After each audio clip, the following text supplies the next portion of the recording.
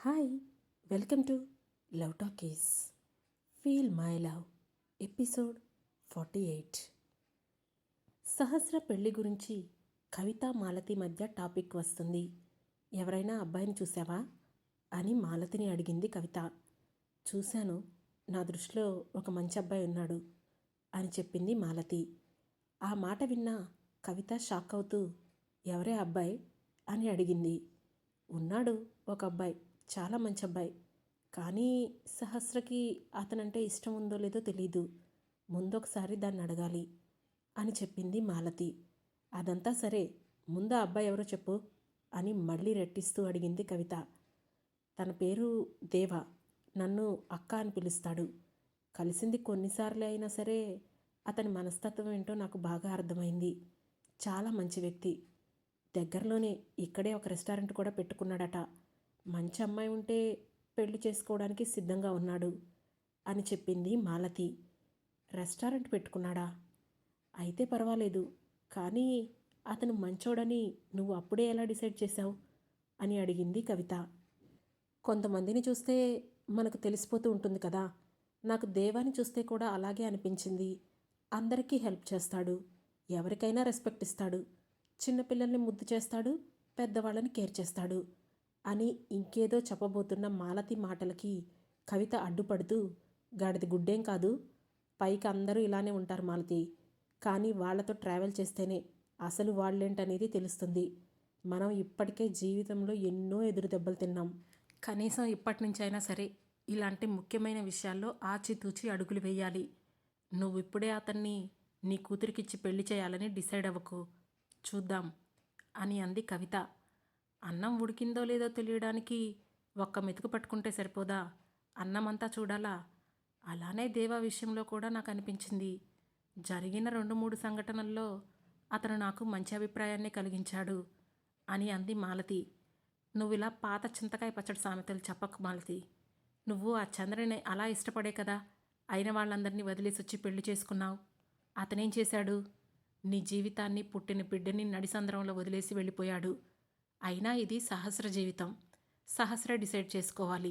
అనవసరంగా మనం ఇన్వాల్వ్ అయ్యి తనకి ప్రాబ్లంగా మారకూడదు అని అంది కవిత. నువ్వు చెప్పింది నిజమే అనుకో, కానీ పూర్తిగా దాని మీదే ఏం వదిలేస్తాం కవిత?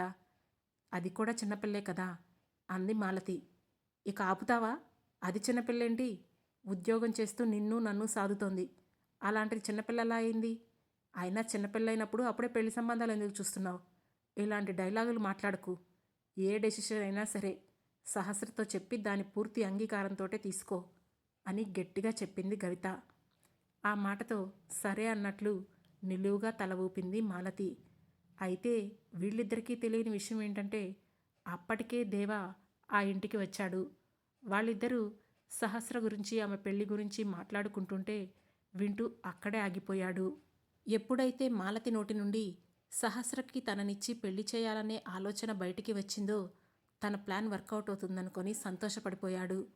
కానీ అంతలోనే కవిత పెట్టిన పుల్లలకి మండిపోయి కవితని లేపేయాలని అనుకున్నాడు. కానీ అంతలోనే ఆలోచిస్తూ, రిస్క్ వద్దు, ఇంకాస్త మాలతిని బెండ్ చేస్తే పనైపోతుంది అనుకుంటూ ఆమెను బెండ్ చేసే ప్లాన్స్ కోసం వెతుకుతూ ఇక అక్కడ ఉండకుండా సైలెంట్గా వెళ్ళిపోయాడు దేవా. మరోవైపు సహస్ర, రుద్ర ఇద్దరూ ఇటలీ ఎయిర్పోర్ట్లో ల్యాండ్ అయ్యారు. ట్రిప్ అంతటిలో సహస్ర ఎక్కువగా నిద్రపోవడం, భయపడడంతోనే సరిపోవడంతో ఆమె ఒక్క మాట కూడా మాట్లాడలేదు. రుద్ర కూడా ఆమెను కదిలించలేదు. ఎయిర్పోర్ట్ నుండి బయటకు వచ్చిన తర్వాత తమను పిక్ చేసుకోవడానికి వచ్చిన కారులో వెళ్ళి ఇద్దరూ ఒక 5 స్టార్ హోటల్లో దిగారు. అప్పటికప్పుడు ఫిక్స్ అయిన ట్రిప్ కావడంతో ఒకటే రూమ్ బుక్ చేశారు హోటల్ వాళ్ళు. ఆ విషయాన్ని రుద్రకి కన్వే చేస్తూ, సార్, మీ నేమ్తో 2 రూమ్స్ బుక్ చేయమని చెప్పారు. బట్ లాస్ట్ మినిట్లో చెప్పడం వల్ల అది కుదరలేదు. కేవలం 1 రూమ్ మాత్రమే అలాట్ అయింది సార్. సారీ ఫర్ ఇన్కన్వీనియన్స్ అని పొలైట్గా అడిగింది రిసెప్షనిస్ట్. ఆ మాట విన్న రుద్ర అనుమానంగా సహస్ర వైపు చూశాడు. దాంతో ఆమె కూడా అతని వైపు సూటిగా చూస్తూ, ఏంటి నా వైపు అలా చూస్తున్నారు? ఇటలీలో ఈ ఒక్క హోటలే ఉందా ఏంటి సార్?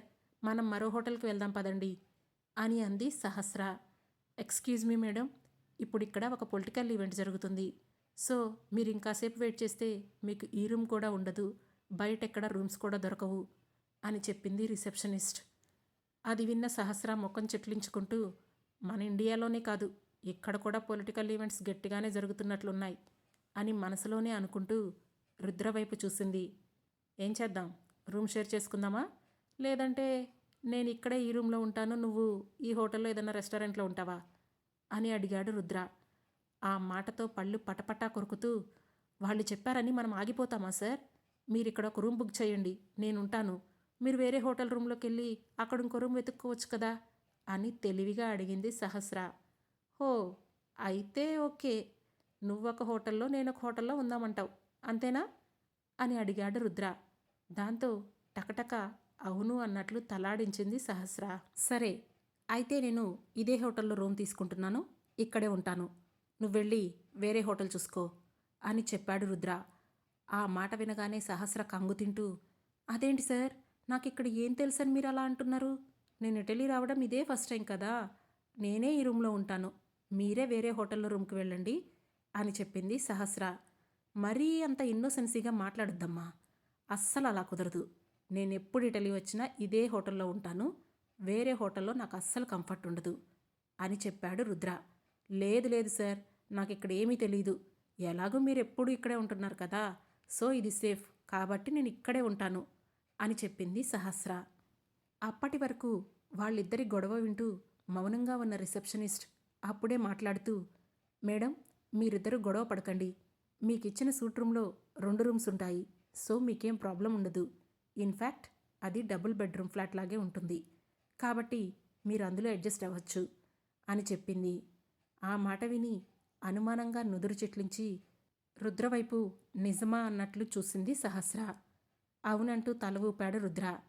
అంటే మీకు తెలిసి కూడా ఇప్పటి వరకు మరి ఇంత గొడవ ఎందుకు పెట్టారు అని పైకే అడిగేసింది సహస్ర. నీతో గొడవ పడాలని ఆశగుంది, అందుకే గొడవ పెట్టుకున్నాను, ఇక అయిపోయింది కదా, వెళ్దామా రూమ్కి అని అన్నాడు రుద్ర. ఆ మాటతో మూతి తిప్పుకుంటూ సరే అన్నట్లు తల ఊపింది సహస్ర. ఆ తర్వాత ఇద్దరూ కలిసి వాళ్లకు అలాట్ చేసిన రూమ్కి వెళ్లారు. ఆ రిసెప్షనిస్ట్ చెప్పినట్లుగానే ఆ రూమ్లో 2 బెడ్రూమ్లు, చిన్న హాలు, ఒక చిన్న కిచెన్ కూడా ఉన్నాయి. ఆ 2 బెడ్రూమ్స్కి అటాచ్డ్ బాత్రూమ్స్ ఉన్నాయి. అదంతా చూసి, ఓ మై గాడ్, ఇది హోటల్ రూమ్నా లేక నిజంగానే ఒక విల్లానా, ఇంత లగ్జరీగా ఉంది అంటూ ఆ రూమ్ మొత్తాన్ని కళ్ళు పెద్దవి చేసి కలయి చూస్తూ అడిగింది సహస్ర. ఆ మాటకు ఆమె వైపు వింతగా చూసి మళ్ళీ అంతలోనే నవ్వుతూ, విల్లా అయితే మాత్రం ఒకటి తీసుకొని ఇక్కడే ఉండిపోతావా ఏంటి అని టీజింగ్గా అడిగాడు రుద్ర. హా, మా లాంటి వాళ్ళకి అంత ఆశలు వద్దులే సార్, మేము ఇలాంటివి చూసి సంతోషించడమే తప్ప కొనాలన్నీ కలలు కనకూడదు, కానీ మీరు కొనొచ్చు కదా సార్, అయినా కొనడం ఎందుకు, డైరెక్ట్గా మన హైదరాబాదులో కూడా ఇలాంటి హోటల్ ఒకటి మీరే కట్టించేసేయండి అని అంది సహస్ర. ఆ మాటకి చిన్నగా నవ్వి, ఓ, అప్పుడే బిజినెస్ ప్లాన్ కూడా వేసేస్తున్నావా, సరే ముందైతే ఆ వాగుడాపి వెళ్ళి ఫ్రెష్ అవ్వు, నాకు అసలే టయర్డ్గా ఉంది, నీ గోలకి అది ఇంకొంచెం ఎక్కువైంది అని విసుక్కుంటూ పక్కనే ఉన్న రూంలోకి వెళ్ళిపోయాడు రుద్ర. వెళ్ళిపోయిన అతని వైపు రుసరుసలాడుతూ చూసి, ఈ మహానుభావుడు ఎప్పుడు ఎలా ఉంటాడో అర్థమే కాదు అని విసుక్కుంటూ సహస్ర కూడా మరో రూంలోకి వెళ్ళిపోయింది. మరి కాసేపటికి ఆమె ఫ్రెష్ అయ్యి హాల్లోకి వచ్చేసరికి రుద్ర కాఫీ కలుపుకొని తాగుతున్నాడు. సార్, నాకు కాఫీ ఆర్డర్ చేయలేదా అని అడిగింది సహస్ర. నేనేమైనా నీ అసిస్టెంట్నా నీకోసం అన్నీ చేయడానికి, నువ్వే నాకు చేయాల్సింది పోయి పైగా నన్నే తిరిగి అడుగుతున్నావు, నీ కాఫీ నువ్వే ఆర్డర్ పెట్టుకో ఓ అన్నాడు రుద్ర. నేను అడిగిన ఒక్క కాఫీకి ఎంత పెద్ద సమాధానం చెప్పడం అవసరమా అని మనసులోనే అనుకున్న సహస్ర వెంటనే రూమ్ బాయ్కి ఫోన్ చేసి మరొక కాఫీ తెమ్మని ఆర్డర్ చేసింది. కాఫీ వచ్చిన తర్వాత ఇద్దరూ కలిసి మాట్లాడుకుంటూ కాఫీ తాగుతున్నారు. మీకు మీటింగ్ ఎప్పుడు సార్, మనం మళ్ళీ రిటర్న్ ఎప్పుడు వెళ్తాం అని అడిగింది సహస్ర. కాన్ఫరెన్స్ ఎల్లుండుంది కాబట్టి రేపంతా ఖాళీనే, బట్ కాన్ఫరెన్స్ అయ్యాక ఇక్కడ కొన్ని బిజినెస్ డీలింగ్స్ ఉన్నాయి, సో ఎంత లేదన్నా 1 వీక్ ఇక్కడే ఉంటాం అని చెప్పాడు రుద్ర. ఓ, ఓకే సార్, అయితే ఈవినింగ్స్ మనం ఫ్రీగానే ఉంటాం కదా, కాబట్టి ఇక్కడ చూడాల్సిన ప్లేసెస్ ఏమేమి ఉంటాయో చూద్దామా అని అడిగింది సహస్ర. చూడడానికి చాలానే ఉన్నాయి, కానీ నువ్వు వెళ్తావా ఏంటి అని అడిగాడు రుద్ర. నా ఒక్కదానికి ఇక్కడేం తెలుసు సార్, మీరు తీసుకెళ్తే తప్పకుండా వెళ్తాను అని ఇన్నోసెంట్గా ఫేస్ పెట్టి చెప్పింది సహస్ర. ఏంటి, నేను నిన్ను తీసుకెళ్ళాలా? నువ్వేమైనా నా గర్ల్ ఫ్రెండ్ అనుకుంటున్నావా ఏంటి? ఇది మరీ బాగుంది. మనం వచ్చింది ఆఫీస్ వర్క్ మీద. ఆ పని వదిలేసి నేను తీసుకొని ఇటలీ మొత్తం తిరిగి రమ్మంటావా అని కాస్త సీరియస్గా అడిగాడు రుద్ర. ఆ మాటతో సహస్ర ముఖం ముడుచుకుపోగా మూతి 3 వంకలు తిప్పి హాల్లో నుంచి డైరెక్ట్గా బాల్కనీ ఉండడంతో డోర్ తీసుకొని బాల్కనీలోకి వెళ్ళింది సహస్ర. బయట చల్లని గాలి ఆమె ముఖాన్ని తాకటంతో ఫ్రెష్గా అనిపించి కాసేపు బాల్కనీలోనే అటూ ఇటూ నడవటం మొదలుపెట్టింది. అది గ్లాస్ డోర్ కావడంతో లోపల ఉన్న రుద్రకి సహస్ర క్లియర్గా కనిపిస్తోంది. దాంతో సోఫాలో పక్కనే ఉన్న పిల్లోని పట్టుకొని దాన్ని నలిపేస్తూ సహస్రనే చూడడం మొదలుపెట్టాడు రుద్ర. ఇంతలో బాల్కనీలో ఉన్న సహస్రకి తనను ఎవరో గుచ్చిగుచ్చి చూస్తున్నట్లు అనిపించడంతో అనుమానంగా చుట్టూ చూస్తూ రుద్ర వైపు తల తిప్పింది. అది గమనించిన రుద్ర వెంటనే ఏదో సీరియస్గా చూస్తున్నట్లు ఫోన్లో తలపెట్టాడు. దాంతో ఆమె అనుమానంగా, ఇదేంటి, ఎవరో నన్ను చూస్తున్నట్లు అనిపిస్తుంది, కానీ ఇక్కడెవరూ లేరు.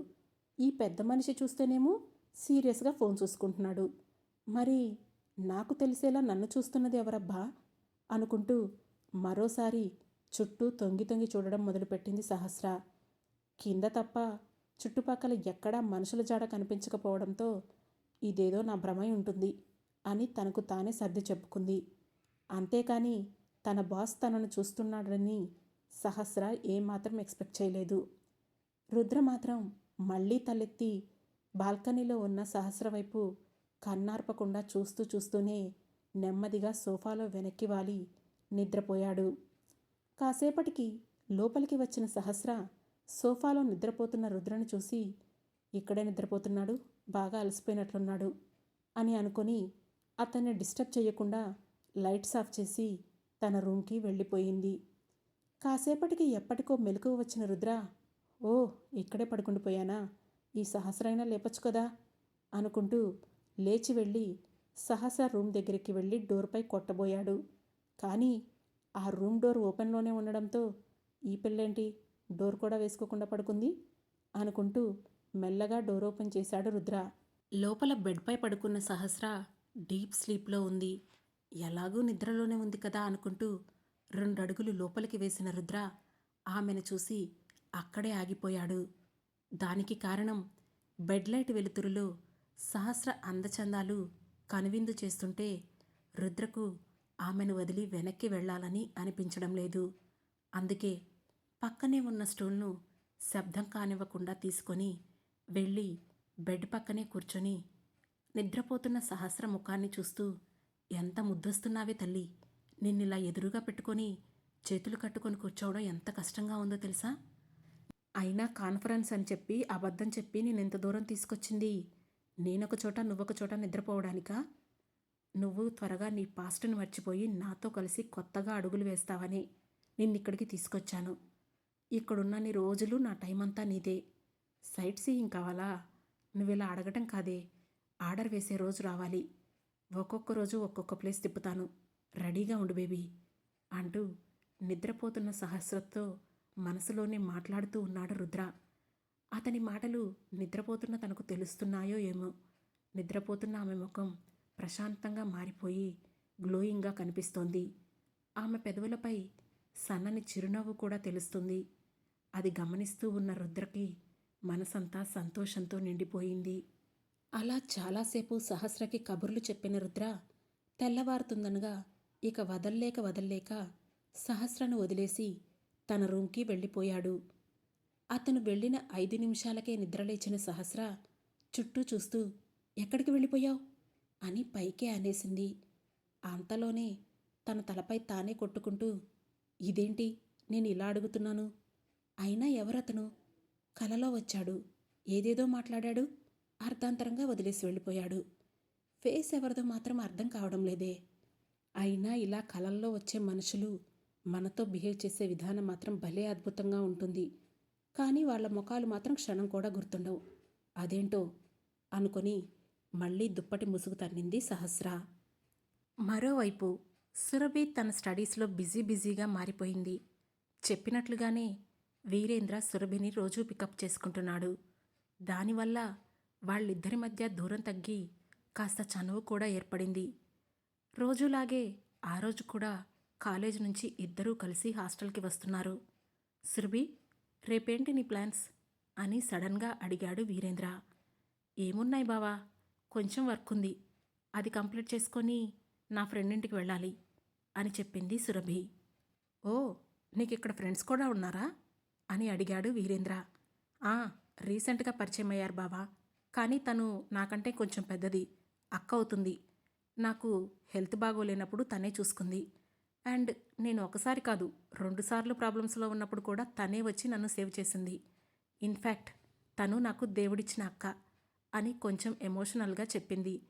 ఆమె చెబుతుంటేనే ఆమె మాటల్లో ఆ అక్క అనే వ్యక్తిపై ఉన్న రెస్పెక్ట్, ప్రేమ అర్థమైన వీరేంద్ర ఇక ఆ విషయం గురించి పెద్దగా కదిలించలేదు.